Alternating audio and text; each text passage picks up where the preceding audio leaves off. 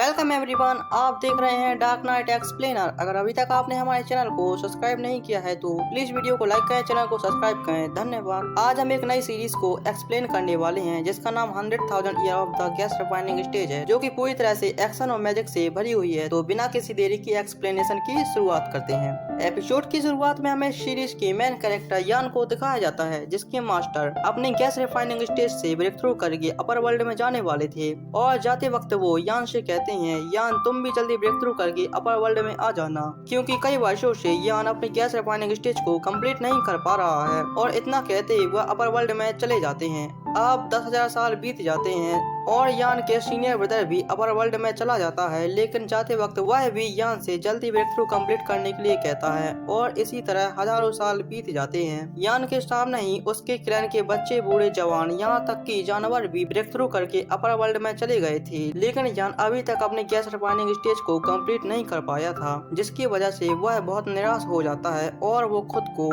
एक केव में 90,000 साल के लिए कैद कर लेता है। और इसी तरह यान अपनी लाइफ के 90,000 वर्ष उस केव में कल्टीवेशन करते हुए गुजार देता है।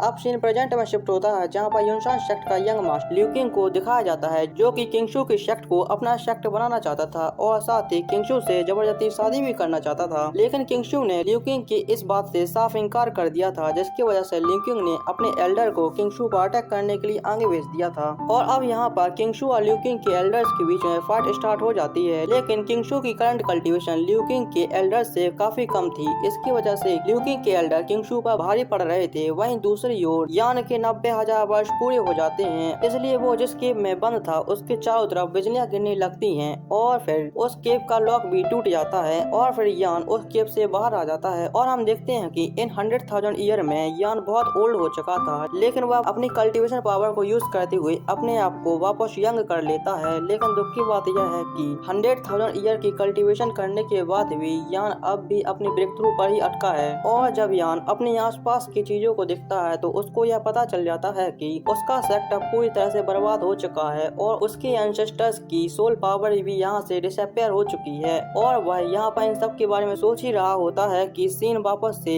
किंगशू पर शिफ्ट हो जाता है, जो कि लियू किंग के एल्डर्स से अभी तक फाइट कर रही थी। और यहाँ पर किंगशू लियू किंग के एल्डर्स को डिफीट करने के लिए अपनी सेक्ट की स्पेशल टेक्निक को यूज करती है, जिसकी वजह से अब यान को पता चल जाता है कि उसके सेक्ट का अभी भी एक पर्सन जिंदा है। और फिर सीन वापस से किंगशू पर शिफ्ट होता है, जो कि लियू किंग के एल्डर्स पर अटैक कर देती है। लेकिन लियू किंग के एल्डर्स का थंडर अटैक इतना पावरफुल था कि उसके सामने किंगशू की शॉर्ट टेक्निक भी फेल हो जाती है और यहाँ पर किंगशू सीरियसली इंजर्ड हो जाती है। और लियू किंग उससे कहता है, किंगशू तुम बेकार में ही हमारे एल्डर्स से फाइट करके अपना टाइम बर्बाद कर रही हो, तुम कभी भी हमारे एल्डर्स को नहीं हरा सकती। जो सुन किंगशू कहती है, भले ही मैं आज यहाँ पर मर क्यों न जाऊँ, लेकिन मैं तुमसे शादी कभी नहीं करूंगी। और वो इतना कहकर अपने यहाँ पर ही अटैक कर देती है। लेकिन तभी वहाँ पर यान पहुँच जाता है और वो किंगशू को सुसाइड करने से रोक लेता है। और यान को अचानक यहाँ पर देख सभी एल्डर्स हैरान हो जाते हैं। और वहाँ पर पहुँचते ही यान उन सभी लोगों से सिर्फ इतना ही कहता है, बताओ तुम लोग कैसा मरना चाहोगे। जो सुन लियू किंग का एक एल्डर गुस्से में यान पर अटैक कर देता है, लेकिन यान की 1 लाख साल की कल्टीवेशन पावर इतनी हाई होती है कि वो सिर्फ अपने एक ही टच में उस एल्डर को हजारों मील दूर फेंक देता है। और यान की इतनी पावर को देखकर वहाँ पर खड़े सभी लोगों के होश उड़ जाते हैं और फिर यान यहाँ पर खड़े हर एल्डर को चुन चुन कर मारने लगता है। तभी टियांग और उसके एक एल्डर को वहाँ से भागने का मौका मिल जाता है और वे वहाँ से भाग जाते हैं, लेकिन बदकिस्मती से वो आगे जाकर गिर जाते हैं। और जब वो अपने सामने देखते हैं तो उनके सामने यान खड़ा हुआ था।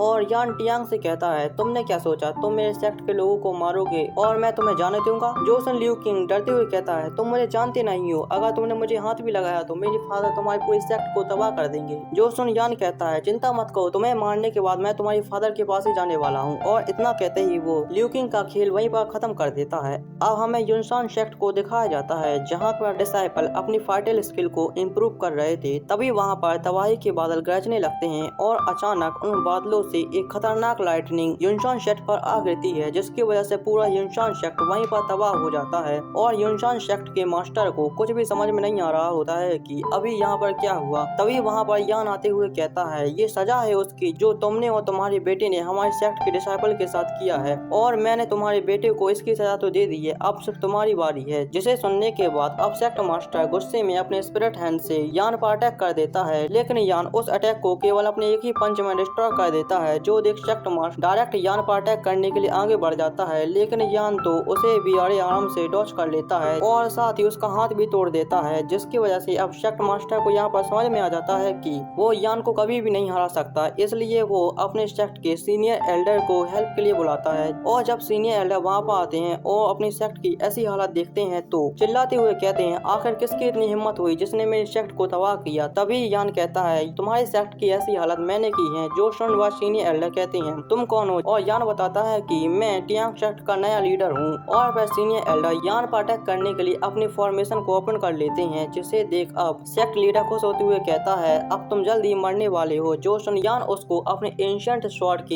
एक ही अटैक में खत्म कर देता है, और उस एंशिएंट स्वॉर्ड को देखकर वह एल्डर समझ जाता है कि यह कोई मामूली लड़का नहीं है। इसलिए वो अपनी फॉर्मेशन की पावर को और भी ज्यादा इंक्रीज कर देता है और बहुत सारे सोल स्पिरिट से यान पर अटैक करवा देता है, लेकिन यान उस अटैक को केवल अपने एक ही स्लैश में खत्म कर देता है। और यह स्लैश इतनी पावरफुल थी कि वह उस एल्डर की ओर बढ़ती ही जा रही थी, जिसे देख वह एल्डर उस स्लैश से खुद को बचाने के लिए एक शील्ड में कवर हो जाते हैं, लेकिन उस स्लैश की पावर इतनी थी कि वह शील्ड भी सीनियर एल्डर को उस अटैक से नहीं बचा पाती और सीनियर एल्डर इंजर्ड होकर जमीन पर आ गिरते हैं। और यान की ऐसी टेरिफाइंग पावर को देखकर सीनियर एल्डर ने अपनी सबसे पावरफुल फॉर्मेशन को क्रिएट करना स्टार्ट कर देता है, जिसकी वजह से वहाँ पर उनके सेक्ट का गार्डियन ड्रैगन अपीयर हो जाता है, जिसे देख सीनियर एल्डर सोचने लगते हैं कि इस ड्रैगन के सामने यान एक पल भी नहीं टिक पाएगा। और सच में यह ड्रैगन देखने में बहुत खतरनाक था, लेकिन यान यहाँ पर भी एक ही झटके में उस ड्रैगन के टुकड़े टुकड़े कर देता है, जिसकी वजह से अब सीनियर एल्डर भी वहीं पर मारे जाते हैं। लेकिन मरते वक्त वह यान से यही कह रहे होते हैं, आखिर तुम हो कौन? और थोड़ी टाइम बाद वहाँ पर किंगशू भी पहुँच जाती है, और वह सेक्ट की ऐसी हालत को देखकर समझ नहीं पाती है कि यहाँ पर क्या हुआ। आखिर इतने पावरफुल सेक्ट की इतनी बेकार हालत किसने की? तभी यान वहाँ पर अनाउंसमेंट करता है कि मैं टियांगलांग सेक्ट का पुराना डिसाइपल टियांगलांग सेक्ट को वापस इस दुनिया का नंबर 1 सेक्ट बनाऊंगा। और इसी के साथ हमारा ये एपिसोड समाप्त होता है। अगर वीडियो पसंद आई हो तो प्लीज वीडियो को लाइक करें, चैनल को जरूर सब्सक्राइब करें। Bye bye.